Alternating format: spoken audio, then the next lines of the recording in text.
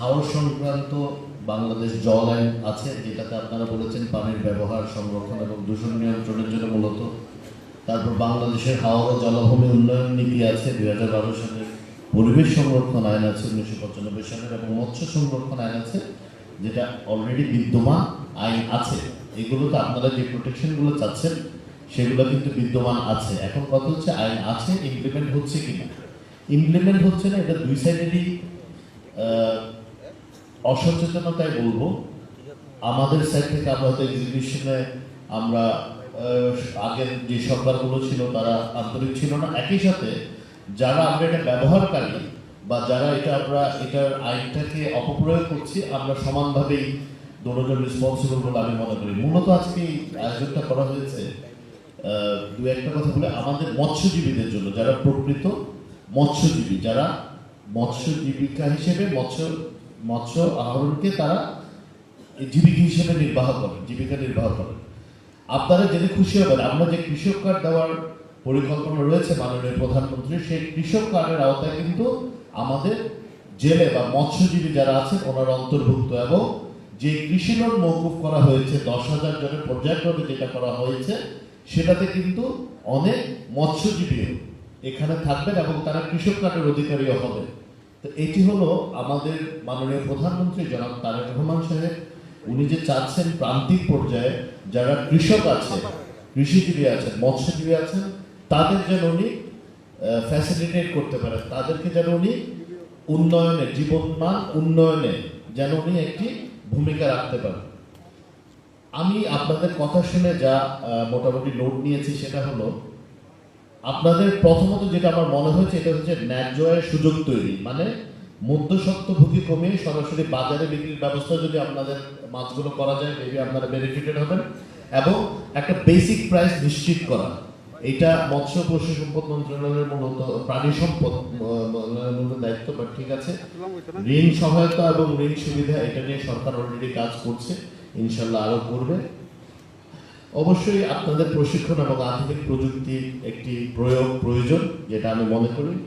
বিকল্প কর্মসংস্থান, আপনারা বলেছেন যে আপনাদের যে সময়টা আপনারা মৎস্য আহরণ করতে পারেন না বা মৎস্য শিকার করতে পারেন না, সেই সময় সরকারের পক্ষ থেকে যেমন একটি ভাতা দেওয়ার অনুরোধ আপনারা করেছেন, একই সাথে আমরা যদি এভাবে প্রপোজ করি যে আপনারা অল্টারনেট একটা প্রফেশন, ধরেন হাঁস মুরগি পালন বা ওরকম কোনো কিছুতে আপনারা নিজেদেরকে সম্পৃক্ত করতে পারেন কিনা, যেখানে শুধু সরকারের মুখাপেক্ষী না, আমরা ব্যক্তি পর্যায়ে কিছু কাজ করার সুযোগ রয়েছে। আর নিষিদ্ধ মৌসুমের ব্যাপারে তো আমরা জানি, আমরা এটা কঠোরভাবে বাস্তবায়ন করা হচ্ছে। আমাদের মাননীয় কৃষিমন্ত্রী সেদিন সংসদে খুব সুন্দরভাবে উপস্থাপন করেছে যে আমরা বিভিন্ন জলাশয়কে আমরা অভয়াশ্রম হিসেবে আমরা অলরেডি ডিক্লেয়ার করেছি, যেখানে প্রিজার্ভ করা হবে।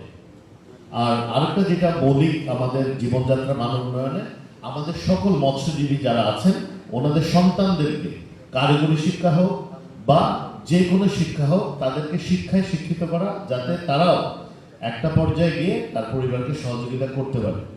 এবার জলমহল ব্যবস্থাপনায় কি কি আমরা প্রস্তাব করা হয়েছে এটা আপনারা আইনে দেখেছেন।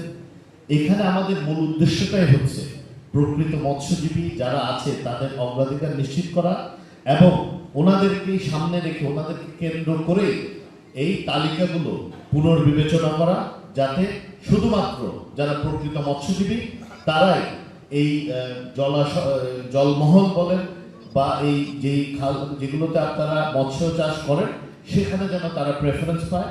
এটা আমাদের মাননীয় মন্ত্রী মহোদয়ের একই ভিশন। এবং আমরা বিশ্বাস করি এখন যে একটি জনগণ কর্তৃক নির্বাচিত সরকার রয়েছে, যারা দেশ পরিচালনা আত্মনিয়োজিত রয়েছেন এবং অত্যন্ত পরিশ্রম করছেন, এখানে নির্বাচিত জনপ্রতিনিধিগণ আছেন।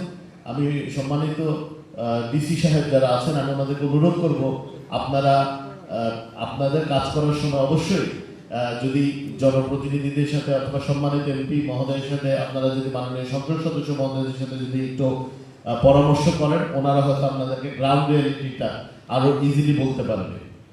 একই কথা, এখানে ভুয়া সমিতি বা প্রভাবশালীর দখল থেকে অপমুক্ত করা, দীর্ঘ যারা আসলে আমার একটা আইনজীবী হিসেবে রিজার্ভেশন আছে যে একটি সরকারের মেয়াদকাল 5 বছর, তো যেই সরকারের মেয়াদকাল 5 বছর নির্বাচিত সংসদের, তার চেয়ে বেশি মেয়াদে আমরা কোনো ইজারা বা লিজ দিতে পারি কিনা, এটা একটা লিগ্যাল একটা ইস্যু থাকতে পারে।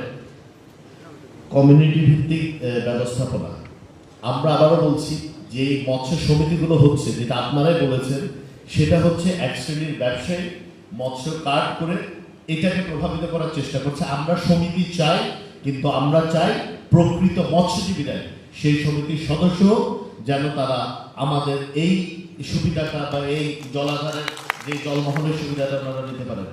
স্বচ্ছতা জবাবদিহিতা নিশ্চিত করা আমাদের মাননীয় প্রধানমন্ত্রী জনাব তারেক রহমানের একদম দৃঢ় এবং দৃঢ় প্রত্যয় এবং দৃঢ় ঘোষণা। এই ব্যাপারে জিরো টলারেন্স আছে। কোনো ধরনের কোনো দুর্নীতি, দুঃশাসন, অপশাসন কোনোটাই আমরা এখানে টলারেট করব না এবং এটা কাউকে করতেও দেওয়া হবে না ইনশাআল্লাহ।